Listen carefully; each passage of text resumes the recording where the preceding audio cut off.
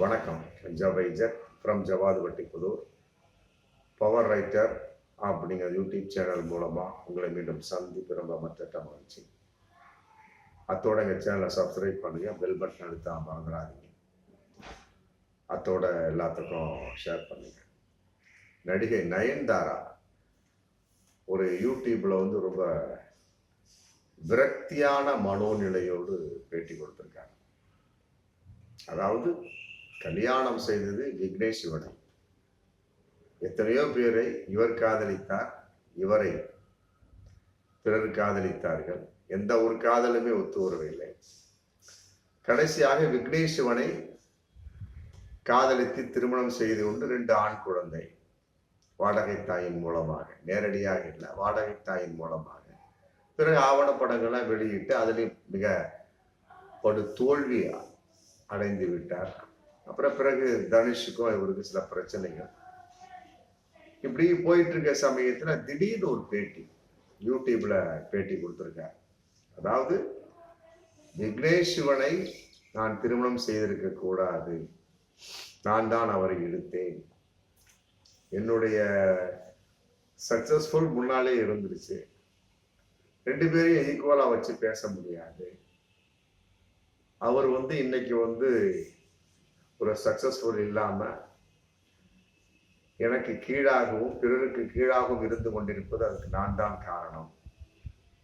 அவர் மிக அற்புதமான ஒரு இயக்குனர், பாடலாசிரியர், எழுத்தாளர். ஆனா இன்னைக்கு வரைக்கும் அவர் ஒன்றும் மேல வரல. ஆனா நான் அதுக்கு முதல்ல வந்துட்டேன்.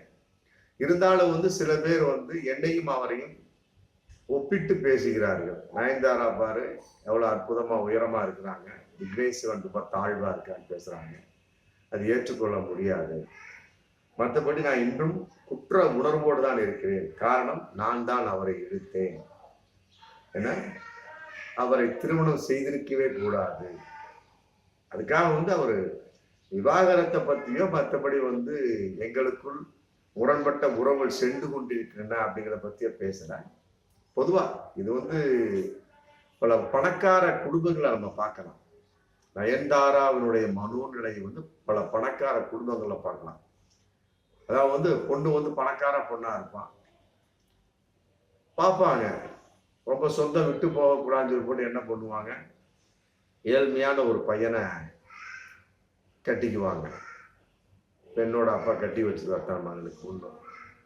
2வது தனக்கு கீழாக இருக்க வேண்டும், தான் சொல்வதை கேட்க வேண்டும், தனக்கு இன்னும் சொல்ல போனா ஒரு அடிமைத்தனமாக ஒரு ஆண் வேணும் அப்படிங்கிற ஒரு மனோநிலை இன்னைக்கு பல பெண்கள் இருக்கிறாங்க. அதன் அடிப்படையிலையும் பல பெண்களுக்கு அவருடைய அப்பாக்கள் என்ன பண்றாங்க, அவருக்கு கீழாக இருக்கக்கூடிய ஒரு ஆணை திருமணம் செய்து வச்சிருவாங்க. இன்னும் சில குடும்பங்கள் இருக்கிறாங்க, ஆமா எப்படியோங்க, ஆமா ஏதோ ஒண்ணு கட்டி வச்சிருங்க, நம்மள்கிட்ட தான் புடி இருக்கணும், அவன் என் பொண்ணை விட்டுறக்கூடாது, அவனும் ஓடிடக்கூடாது, அப்பா அம்மா சீண்டவே கூடாது, நம்ம கட்டுப்பாட்டுக்குள்ள வீட்டு மாப்பிள்ளையாக கடைசி வரைக்கும் இருக்க வேண்டும் அப்படிங்கிற மாதிரியும் சில பேர் இருக்காங்க.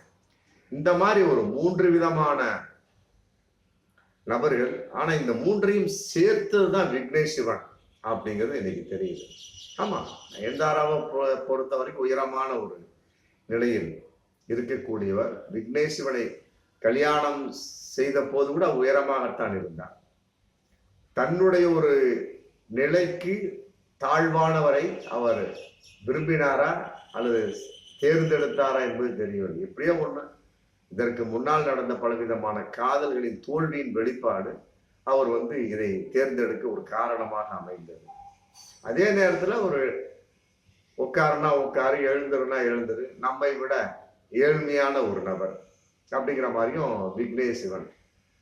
மற்றபடி எந்த ஒரு விஷயம், எந்த ஒரு நிலைப்பாடும் இல்லாமல் தனக்குள் கட்டுப்பட்ட ஒரு வீட்டு மாப்பிள்ளையாக ஒரு நபர் வேணும் அப்படிங்கிற கான்செப்ட்ல விக்னேஷ் சிவன் இப்படி இந்த மாதிரி வகையில் 3 வகையில விக்னேஷ் சிவன் அடக்கம்.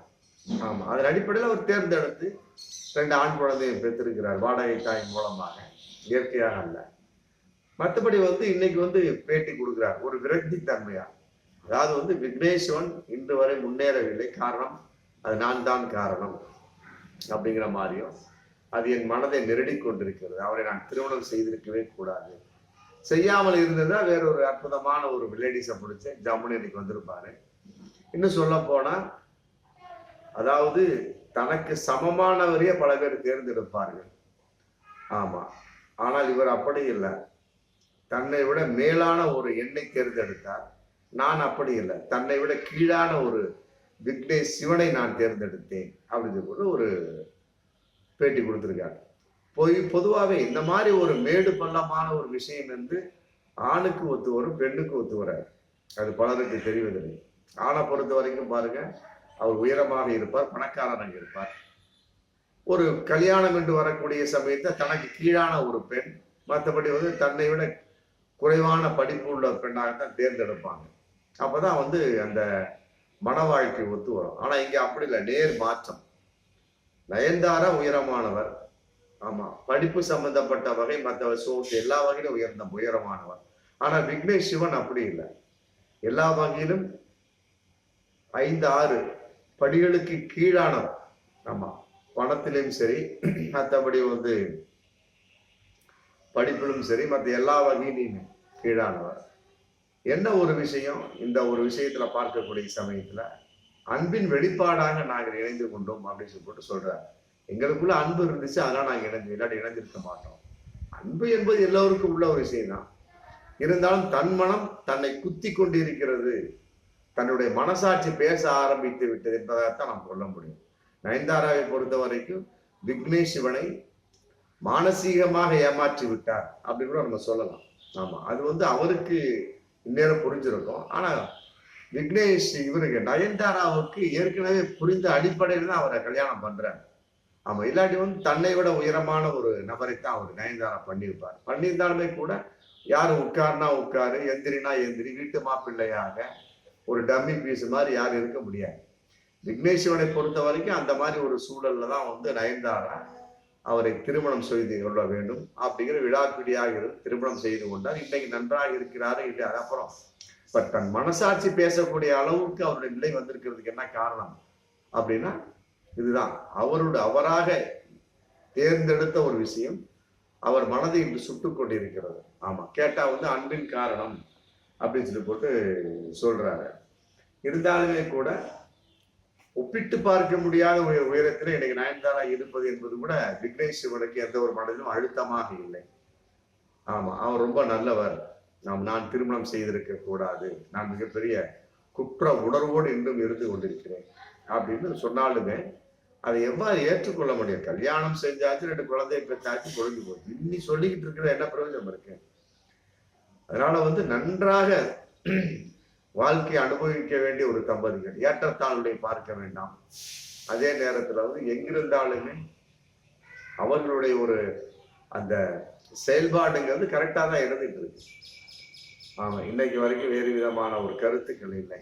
ஆமா, தனுஷ் ஐஸ்வர்யாவை போன்று, மற்றபடி வந்து ஜி பிரகாஷ், மற்ற ஏஆர் ரஹ்மான், சாய்ரா பானுவை போன்ற எந்த ஒரு நிலைப்பாடையும் அவர் எடுக்கவில்லை. மாறாக இப்படிப்பட்ட பேச்சுக்களின் மூலமாக அவருக்குள் எதற்காக ஒரு தாழ்வு மனப்பான்மை உருவாக வேண்டும் என்பதுதான் எங்களுடைய கருத்து. அதனால வந்து இந்த மாதிரி ஒரு கருத்திலிருந்து நயன்தாரா வந்து விடுபட வேண்டும், மாற்றிக்கொள்ள வேண்டும். அதற்கு இணையாக விக்னேஷ் சிவன் ஆமா தன்னுடைய நிலைப்பாட்டை உயர்த்தி கொண்ட இன்று நன்றாக இருக்கும் என்பதாகத்தான் நயன்தாரா எதிர்பார்க்கின்றார். வரும் காலங்களில் விக்னேஷ் சிவன் எந்த நிலைப்பாட்டை எடுக்க போகிறார்? ஆமா, தனக்காக எடுக்க போகிறாரா இல்ல நயன்தாரா இப்படிப்பட்ட பேட்டிகளுக்காக எடுக்க போகிறாரா அப்படிங்கிறது வரும் காலங்களில் தான் தெரியும். பார்ப்போம் மீண்டும் அடுத்த வீடியோ. நன்றி.